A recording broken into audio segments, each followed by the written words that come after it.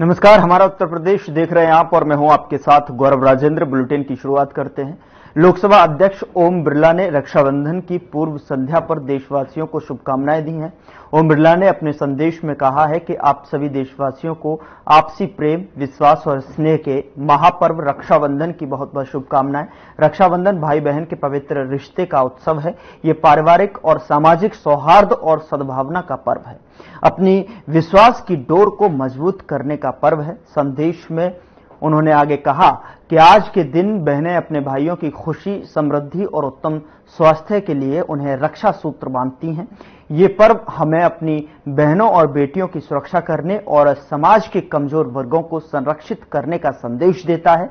मेरी प्रार्थना है कि आपसी प्रेम और भाईचारे का ये पर्व हमारे समाज में सद्भावना और महिलाओं के प्रति सम्मान और आदर की भावना बढ़ाए। आप सभी को रक्षाबंधन की बहुत बहुत शुभकामनाएं।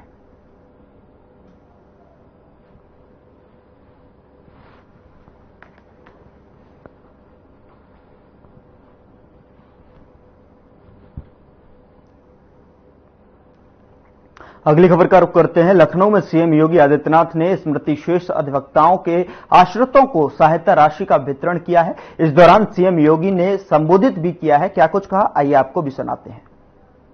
में स्मृति शेष अधिवक्ताओं को के परिजनों को अधिवक्ता कल्याण निधि की राशि का वितरण हो रहा है।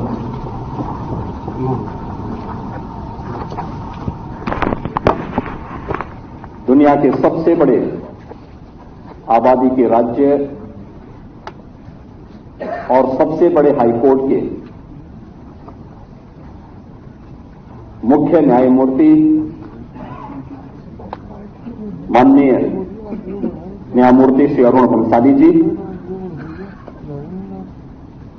उत्तर प्रदेश शासन में मेरे मंत्रिमंडल के वरिष्ठ सहयोगी, वित्त एवं संसदीय कार्य विभाग के मंत्री श्री सुरेश कुमार खन्ना जी,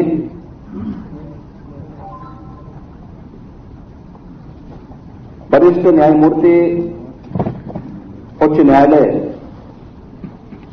इलाहाबाद लखनऊ खंडपीठ न्यायमूर्ति श्री आर मसूदी जी, महाधिवक्ता उत्तर प्रदेश श्री अजय कुमार मिश्र जी, अध्यक्ष उत्तर प्रदेश बार काउंसिल श्री शिव किशोर गौड़ जी, प्रदेश के मुख्य सचिव श्री मनोज कुमार सिंह जी, बार काउंसिल उत्तर प्रदेश के सम्मानित सदस्यगण, अध्यक्ष अवध बार हाईकोर्ट लखनऊ श्री आर.टी. शाही जी, महासचिव अवध बार एसोसिएशन लखनऊ श्री मनोज कुमार द्विवेदी जी,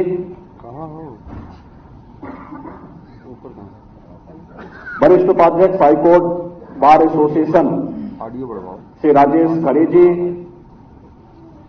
सचिव विक्रांत पांडे जी,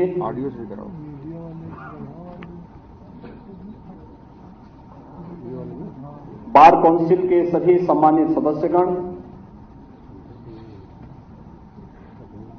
आज के समारोह में उपस्थित हमारे सभी सम्मानित न्यायमूर्तिगण, अधिवक्तागण, स्मृति शेष अधिवक्ताओं के परिवार के सभी सम्मानित सदस्यगण और उपस्थित बहनों और भाइयों, रक्षाबंधन की पूर्व संध्या पर अपने परिजनों को और परिवार के एक ऐसे सदस्य को जो इस परिवार की आर्थिक रीढ़ का आधार था, होने वाले ऐसे सदस्यों को अधिवक्ता कल्याण निधि की राशि और सहयोग राशि प्रदान करने के लिए हमारे माननीय न्यायमूर्ति, मुख्य न्यायाधीश न्यायमूर्ति अनुरूप भंसाली जी ने समय दिया, मैं सबसे पहले उनको हृदय से उनका स्वागत करता हूं और हृदय से धन्यवाद देता हूं कि पर्व और त्योहार का आनंद इससे अच्छा नहीं हो सकता जब हम किसी गरीब के साथ, किसी निराश्रित के साथ खड़े होकर के उसकी सहायता के लिए तत्पर दिखाई देते हैं। और मुझे लगता है कि इन 577 परिवारों के साथ जुड़े हुए उन हजारों परिवारों को भी इससे अवश्य कुछ संतोष की अनुभूति होगी। मैं इस अवसर पर उपस्थित अपने सभी माननीय न्यायमूर्ति गणों का, मंत्रिमंडल के अपने सहयोगियों का, बार एसोसिएशन के सभी पदाधिकारियों का भी हृदय से स्वागत करता हूं, जिन्होंने अपना समय निकाल करके आज यहां पर लोकतंत्र के इस महत्वपूर्ण स्तंभों के समन्वय से प्रारंभ इस सोशल वेलफेयर की इस बेहतरीन कार्यक्रम को प्रभावी ढंग से आगे बढ़ाने में अपना योगदान दिया है। और मैं इस अवसर पर स्मृति शेष उन सभी अधिवक्ताओं को विनम्र श्रद्धांजलि अर्पित करता हूं जिन्होंने आजादी के पूर्व बेहतरीन पेशे के रूप में लोकप्रिय रहे अधिवक्ता बनने की इस तमन्ना को सजो करके इसे अपने जीवन का हिस्सा बनाया। आज वे भले ही नहीं, लेकिन उनके परिवार के सदस्य उनकी स्मृतियों को लेकर के आगे बढ़ रहे हैं। और मैं देख रहा था कि जिन परिवारों को मंच पर आमंत्रित करके उनकी राशि का डेमो चेक उपलब्ध कराया जा रहा था, जब मैंने उनसे पूछा तो उसमें मैं देख रहा था कि उसमें भी ज्यादातर स्मृति शेष अधिवक्ताओं के परिवार के सदस्य भी अधिवक्ता पेशे को ही उन्होंने चुना है। उनके पुत्र या परिवार का कोई ना कोई सदस्य इस पेशे के साथ जुड़ा हुआ है।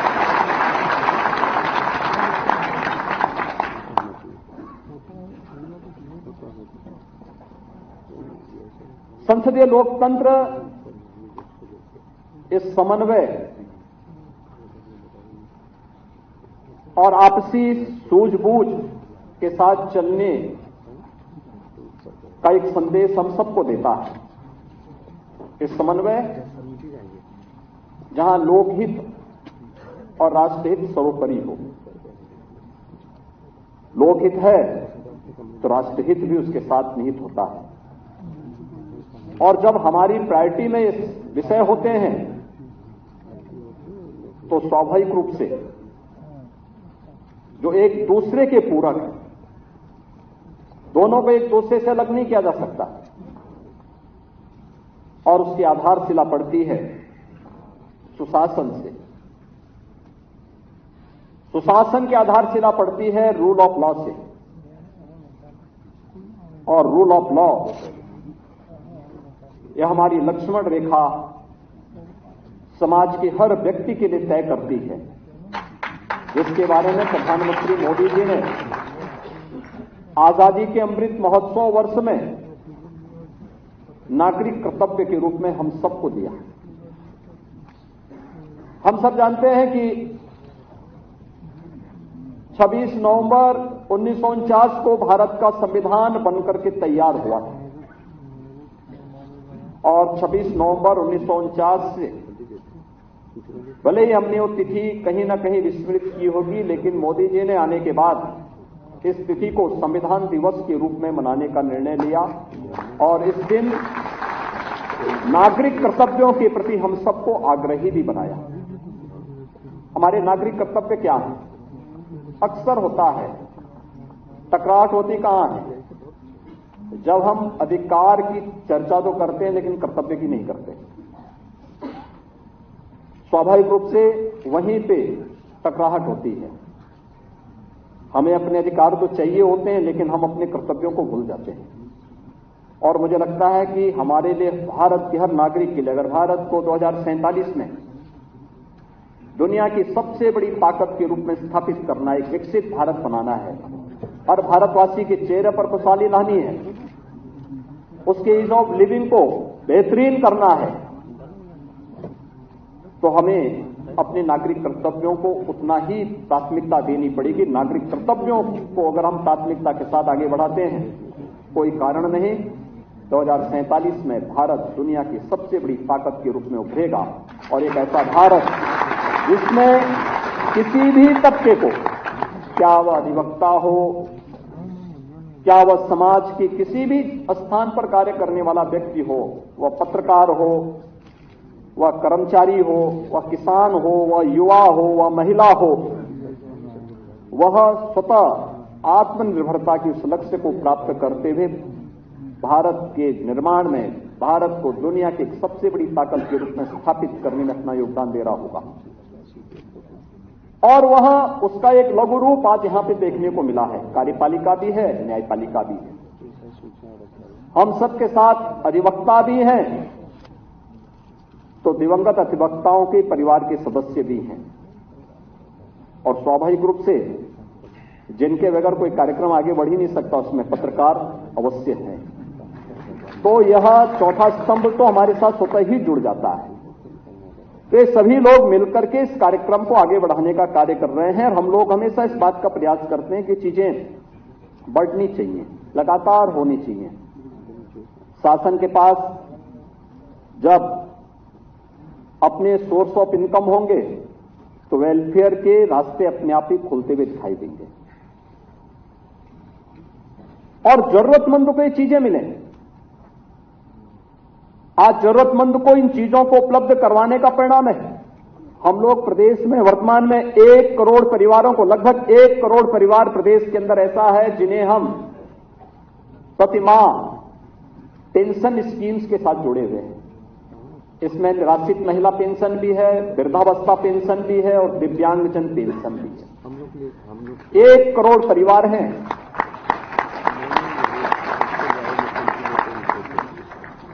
बिना भेदभाव के उसकी पात्रता तय है, और मैं यही पूछ रहा था, और मैं कहूंगा सचमुच बहुत सारे अधिवक्ता ऐसे हैं जिनका देखभाल करने वाला कोई नहीं। निराश्रित महिला पेंशन के साथ में या वृद्धावस्था पेंशन का फॉर्म अगर वे भरेंगे तो अवश्य शासन इसको कंसीडर करेगा, और उनको एक निश्चित पेंशन की राशि उपलब्ध होती हुई दिखाई देगी। 5 करोड़ 11 लाख से अधिक लोगों को हम लोगों ने गोल्डन कार्ड जारी कर रखा है, जिन्हें 5 लाख रुपए हर वर्ष मुफ्त में स्वास्थ्य बीमा का कवर हम उपलब्ध करा रहे हैं। और मुझे लगता है ऐसे कोई भी जरूरतमंद होगा उसको हम अवश्य इस प्रकार की स्कीम के साथ जोड़ेंगे। प्रदेश में पिछले 7 वर्ष में हम लोगों ने 56 लाख निराश्रित लोगों को एक आवास उपलब्ध करवाया है। और आश्चर्य करेंगे, हम लोग तो बहुत चक रहते हैं जब उन क्षेत्रों में जाके देखते थे। उत्तर प्रदेश में 54 ऐसी बस्तियां थी जो 100 वर्ष पहले बसाई गई थी, लेकिन आजादी के बाद भी उनको वोटिंग राइट नहीं थी। 2017 तक उनको कोई वोटिंग राइट नहीं थी, उनको कोई राशन कार्ड नहीं बनता था, उनको किसी सुविधा का लाभ नहीं दिया जाता था, और वे लोग एकदम खानाबदोश की तरह उन जनपदों में रहते थे, समाज से कटे हुए।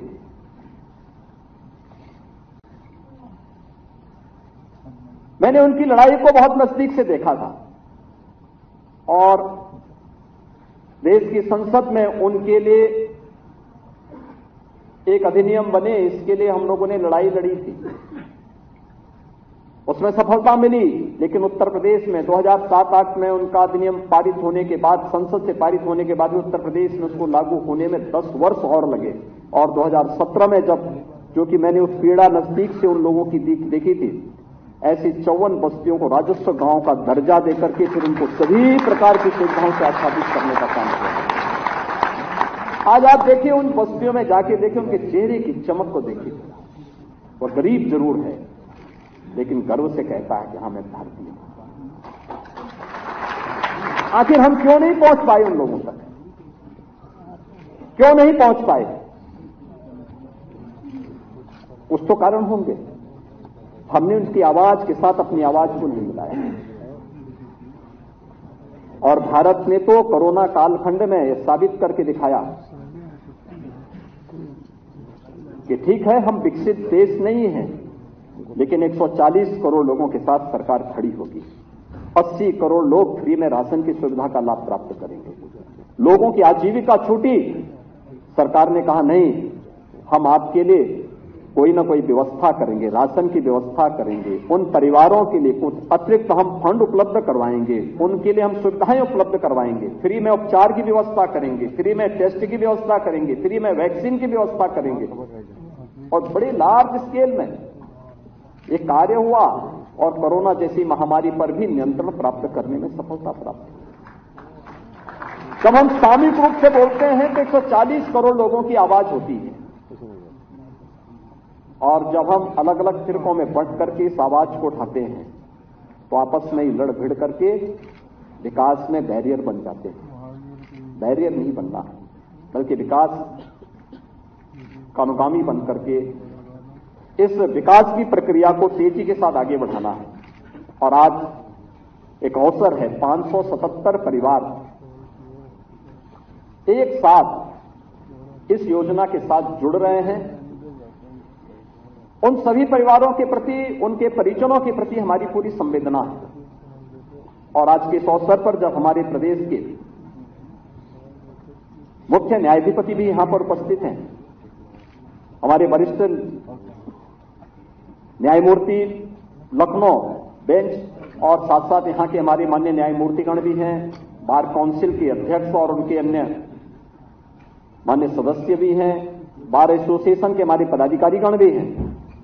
मैं इस अवसर पर आप सबको इस बात के लिए आश्वस्त करूंगा कि सरकार आपके साथ में हमेशा खड़ी है, हर प्रकार का सहयोग करेगी, एक नागरिक के रूप में, एक अधिवक्ता के रूप में।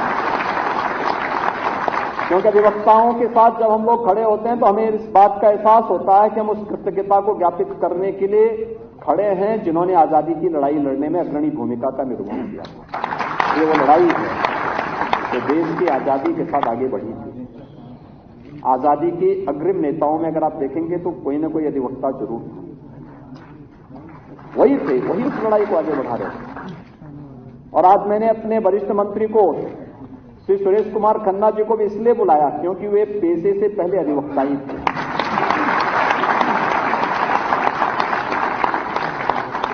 तो मैंने कहा जो कुछ बचा खुचा होगा तो उसमें वित्त मंत्री भी हैं, अधिवक्ता भी हैं, तो कम से कम अपनी बराबरी का ख्याल रखिए।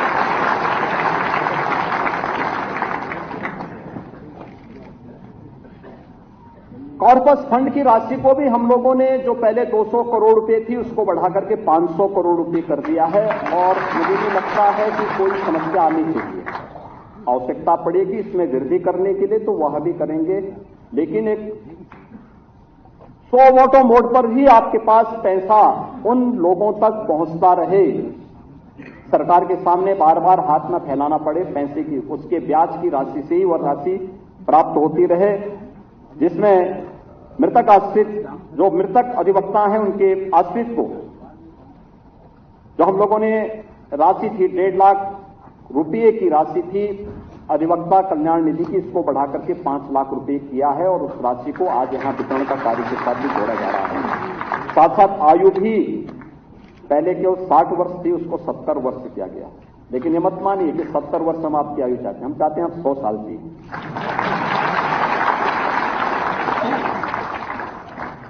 पूरा आनंद लीजिए जीने का। और मैं तो देख रहा था हमारे यहां गोरखपुर में हमारे एक अधिवक्ता थे, हमारे यहां मंदिर के ही अधिवक्ता थे, उनके 100वें जन्मदिन पर मैं उनको बधाई देने के लिए गोरखपुर गया। आप आश्चर्य करेंगे कि 100वां जन्मदिन उन्होंने मनाया, और 100वां जन्मदिन मनाने के बाद तब तक वह जाते थे गोरखपुर में प्रैक्टिस करने के लिए। उनका ग्रैंडसन भी वहां प्रैक्टिस कर रहा है, उनके पुत्र भी प्रैक्टिस कर रहे हैं, और वह भी जाते थे। आप सोच सकते हैं। और उस उम्र में भी थोड़ा चलने फिरने में दिक्कत थी, लेकिन आवाज में उनकी वही दम थी। और मुझे लगता है कि अधिवक्ता की आवाज में दम है तो फिर तो बोलना ही क्या है। इसके साथ ही 2017-18 से अब तक कुल 2754 जो स्मृति शेष अधिवक्ता हैं उनके परिवारजनों को 134 करोड़ 32 लाख 50 हजार रुपए की राशि अब तक उपलब्ध करवाने का कार्य किया गया है और ये की जा चुकी है। और आज 577 अधिवक्ताओं को ये 28 करोड़ 31 लाख रुपए आज यहां पर प्रदान की जा रही है, जिसमें यहां पर हम लोगों ने उन अधिवक्ताओं को भी राशि प्रदान की है जो कुछ 12 ऐसे आश्रित भी हैं जिनको 50,000 रुपए प्रति आश्रित की दर से तथा 565 आश्रितों को 5 लाख रुपए की दर से राशि उपलब्ध करवाने का कार्य किया जा रहा है। प्रदेश के अंदर हम लोगों ने जो हमारे यहां पर अभी बार काउंसिल के हमारे अध्यक्ष जिस बात की ओर हमारा ध्यान आकर्षित कर रहे थे,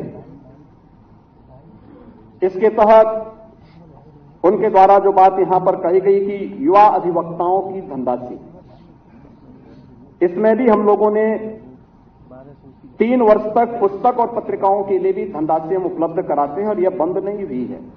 गौर साहब, ये राशि जारी है और अब तक 3,758 युवा अधिवक्ताओं को ये राशि उपलब्ध कराई गई है। और मैं अपने महाधिवक्ता महोदय से कहूंगा कि वह इस बात को जरूर देख लें कि उन सभी युवा अधिवक्ताओं को ये राशि मिलनी चाहिए जिससे वे लोग अपने आप को अपडेट कर सकें। और अच्छा है, अच्छे जर्नल लेके आए, अच्छी कानून की पुस्तकें लेके आए, 3 नए कानून भी आ चुके हैं। इन सभी कार्यों को भी आगे बढ़ाने की तैयारी उनके द्वारा होनी चाहिए।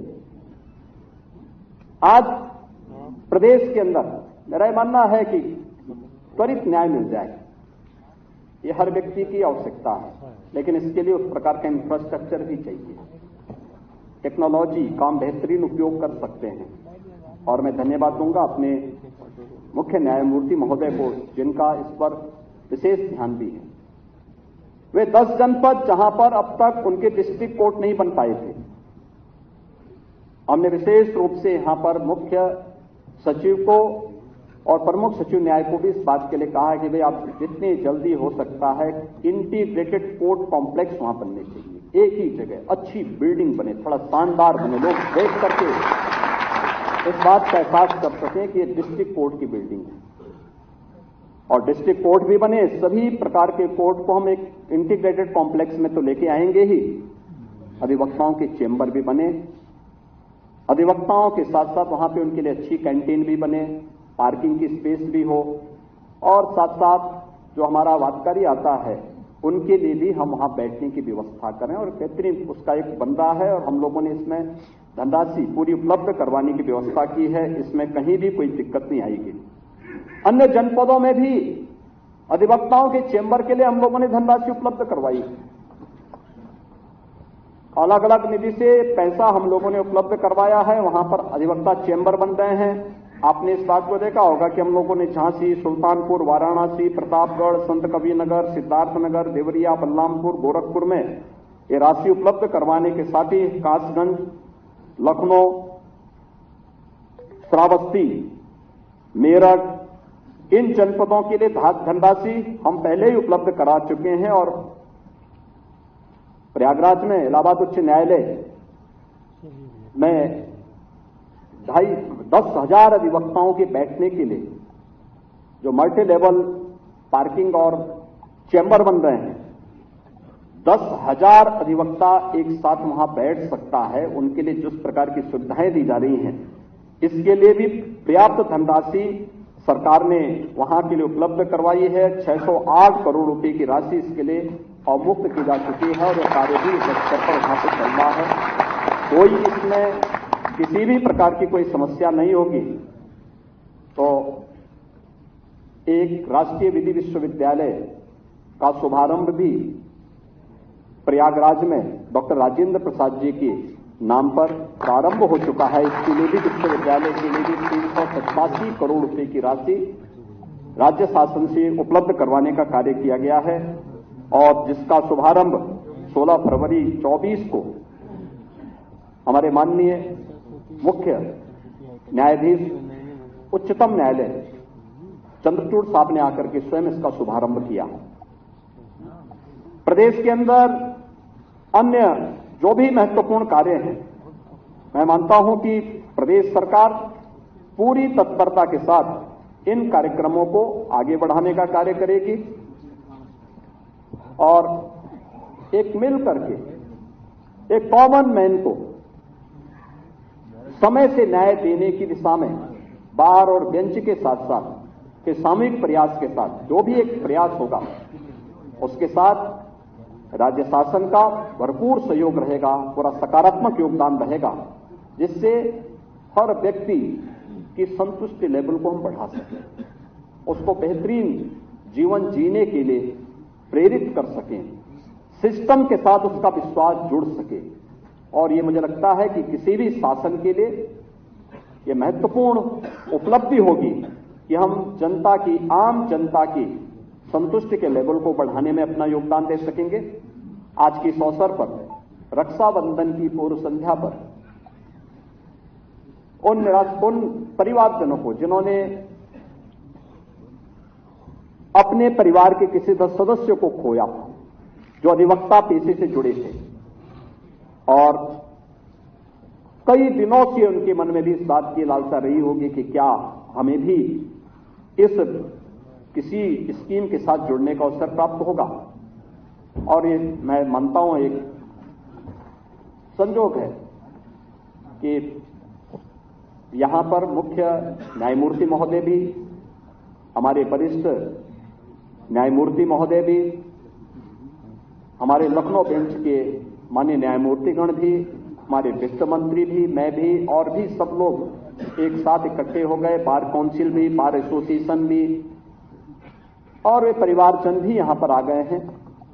मैं विश्वास के साथ कह सकता हूं कि अवश्य एक जो शुरुआत हुई है अधिवक्ताओं के कल्याण के लिए, उनके वेलफेयर के लिए, या अवश्य ही न्यायिक क्षेत्र के लिए एक सुखद संजोग होगा, एक सुखद अनुभूति का अवसर होगा और अवश्य इस दिशा में हम और बेहतरीन कर पाएंगे।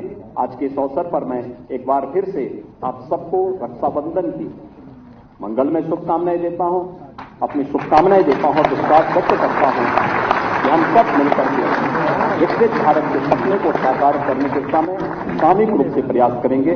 आप सबके प्रति मेरी शुभकामनाएं। धन्यवाद। जय हिंद। फिलहाल बुलेटिन में इतना ही। नमस्कार।